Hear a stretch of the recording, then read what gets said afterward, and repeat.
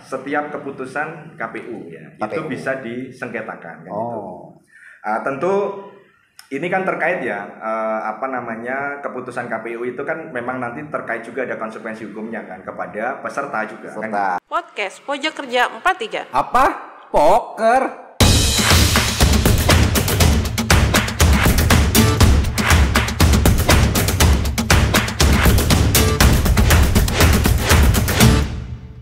Assalamualaikum warahmatullahi wabarakatuh. Salam sejahtera untuk kita semua dan tentunya salam sehat untuk sahabat-sahabat podcast dimanapun kalian berada.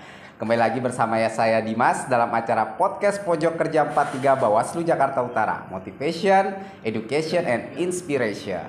Nah, pada kesempatan hari ini kita akan membahas mengenai sengketa proses pemilu. Bagaimana sih proses-proses sengketa-sengketa dalam kepemiluan. Kali ini saya ditemani oleh narasumber pembicara yang tidak diragukan lagi keilmuannya di bidang kepemiluan. Beliau juga seorang penulis di beberapa surat kabar tentunya, dan beliau juga sudah menciptakan beberapa buku tentang kepemiluan dan demokrasi di Indonesia. Mas Beni Sabdo SHMH. Saya panggil Mas aja ya biar akrab ya. Boleh Mas.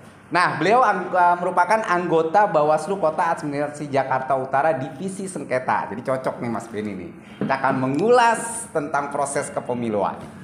Apa kabar Mas Beni? Sehat, Mas Dimas?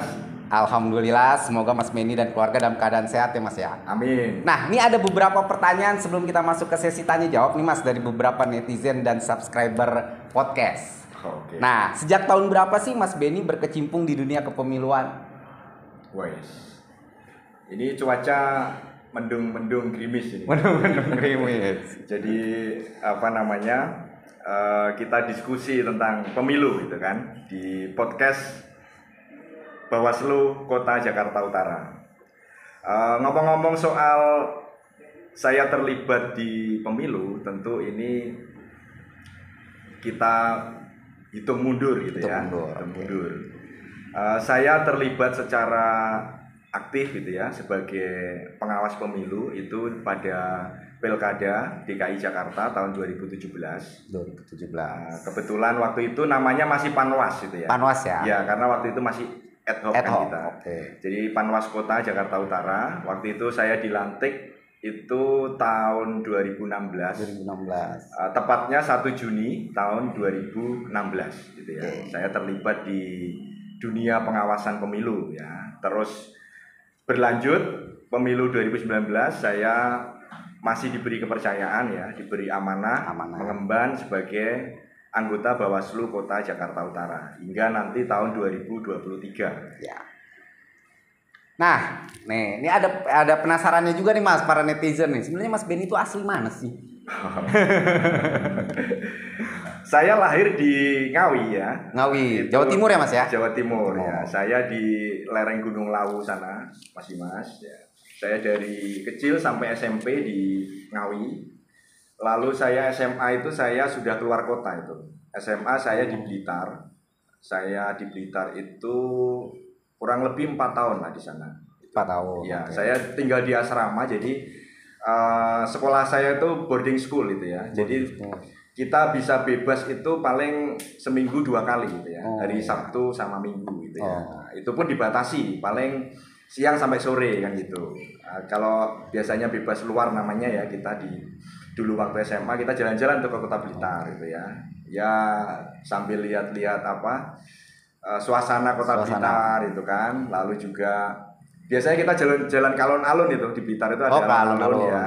Lalu habis dari alun-alun biasanya teman-teman itu nyebrang itu. Kan deket tuh sama makamnya Bung Karno. Bung Karno ya. Ini Pak Dimas ini titisannya Bung Karno. Jadi saya hampir tiap minggu rutinitasnya seperti itu. Oke. Nah, kita masuk ke sesi tanya jawab. Oke, sahabat-sahabat Bawaslu Jakarta Utara, terutama sahabat-sahabat poker ya tentunya ya podcast. Nah, gini nih Mas Beni nih. Ini kan terkait tentang sengketa pemilu nih, mungkin sahabat-sahabat Bawaslu juga pingin gitu tahu apa sih sengketa pemilu itu sebenarnya. Nah, mungkin Mas Beni bisa menjelaskan ke sahabat-sahabat podcast 43. Oke, tentu kalau kita ngomongin soal sengketa proses pemilu, itu rujukannya kan di Undang-Undang 7 tahun 2017 ya. Ini kan hal baru juga gitu ya. Artinya di undang-undang sebelumnya kan Bawaslu tidak punya kewenangan ya dalam memproses sengketa atau sengketa proses dalam hal ini. Jadi ini kewenangan baru yang dimiliki oleh Bawaslu gitu ya. Nah, secara pokok itu diatur dalam pasal 466. Wah, patah. Nah, apa sih sengketa proses pemilu itu? Ya, sengketa proses pemilu itu secara sederhana itu meliputi sengketa proses antara peserta pemilu. Nah, peserta pemilu di sini siapa? Adalah partai politik, kan begitu ya. Terus antar peserta pemilu dengan penyelenggara pemilu. Nah, itu yang dinamakan sengketa proses pemilu. Kurang lebih secara pokok seperti itu. Tentu kalau misalkan kita membaca di undang-undang ya itu akan dijabarkan kan gitu. Tapi kan ini untuk sebagai pengetahuan awal gitu ya. Nah, tentu siapa sih yang bersengketa proses di pemilu itu?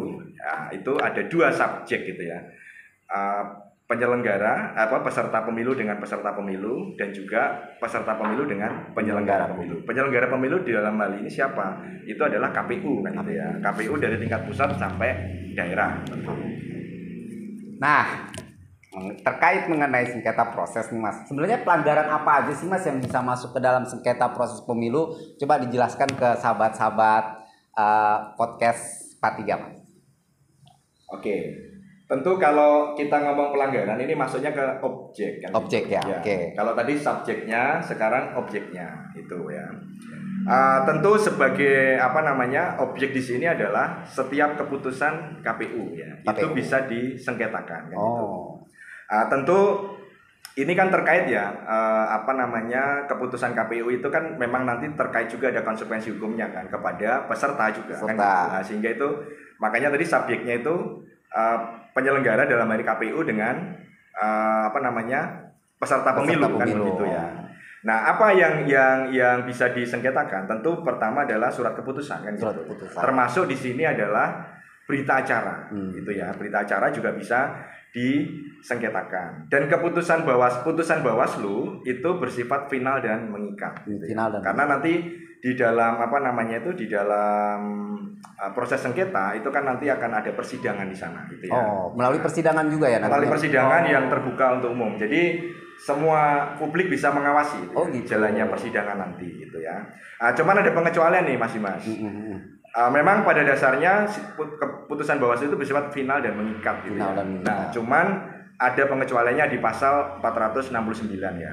Itu untuk verifikasi partai peserta pemilu, kalau misalkan itu diputuskan Bawaslu, ini bisa dia melakukan semacam banding gitu ya. Ada bandingnya ya? Di PT TUN ya, di Pengadilan Tinggi Tata Usaha Negara. Nah, pertama itu adalah tentang verifikasi partai. Yang kedua tentang penetapan calon tetap caleg, ya kan.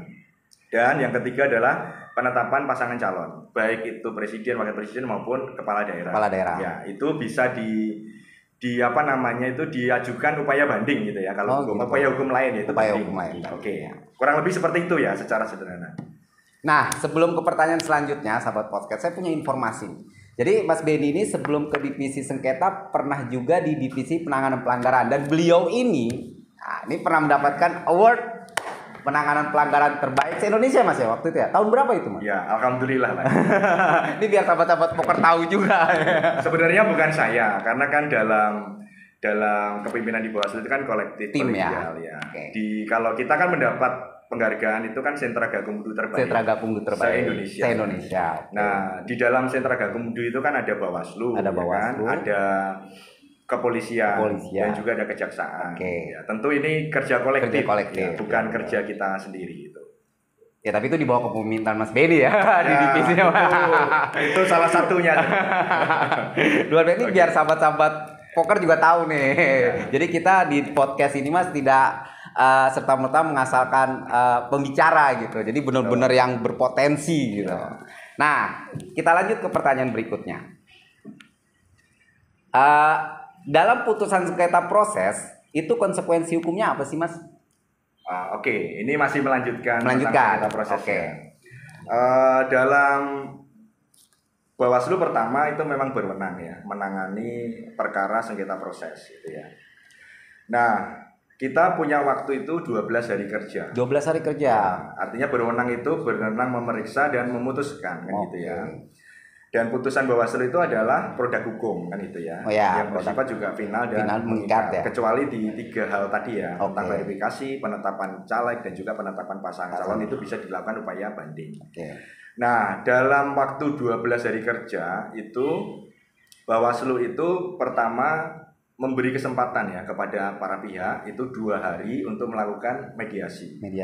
Ya, mediasi hari pertama, hari kedua. Kalau misalkan dalam mediasi itu tidak ketemu kesepakatan gitu ya, artinya nanti akan berlanjut ke adjudikasi. Adjudikasi itu pemeriksaan ya. Ya, pemeriksaan. Nanti ada majelis pemeriksa, nanti di sana ada pemohon dan termohon, dan itu nanti akan diuji ya bukti-bukti, dalil-dalil yang disampaikan pemohon ya kan. Nanti juga termohon juga boleh menanggapi kan? Ya.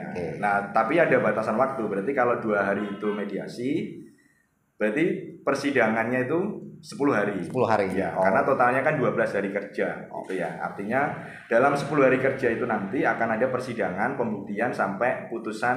Nah, putusan istilahnya setelah sidang itu kan mereka akan saling membuktikan itu kan. Nah, itu nanti akan majelis pemeriksa, dalam hal ini Bawaslu, akan mengambil sebuah keputusan, dan itu nanti dituangkan dalam sebuah putusan gitu ya. Dan itu tentu putusan itu wajib ditindaklanjuti oleh sifatnya wajib ya, Mas? Wajib. Ya, di undang-undang itu amarnya jelas, itu putusan Bawaslu wajib ditindaklanjuti oleh KPU kan itu. Dalam hal ini KPU karena produknya kan dari KPU kan itu. Ya, artinya Bawaslu menguji ya produk atau keputusan dari KPU itu kan itu. Oke, kurang lebih secara singkat seperti itu. Oke. Baik, sahabat poker, sesi tanya jawab selesai. Nah, sekarang ada nih Mas, sesi kata-kata motivasi dari narasumber. Saya persilakan kata-kata motivasi untuk sahabat poker. Oke, saya kalau motivasi mungkin agak berat gitu. Karena itu tugasnya para motivator. Oh ya, siap. Kita kan pengawas pemilu. Oke. Kebetulan kita di Jakarta itu ya. Saya akan bikin pantun aja kan. Oke, siap. Wah, Mas Benny mau kasih pantun nih. Iya. Cacing bergerak perlahan-lahan. Cakep. Segera lari takut diinjak. Cakep. Meski memang golput pilihan, itu pilihan yang tidak bijak.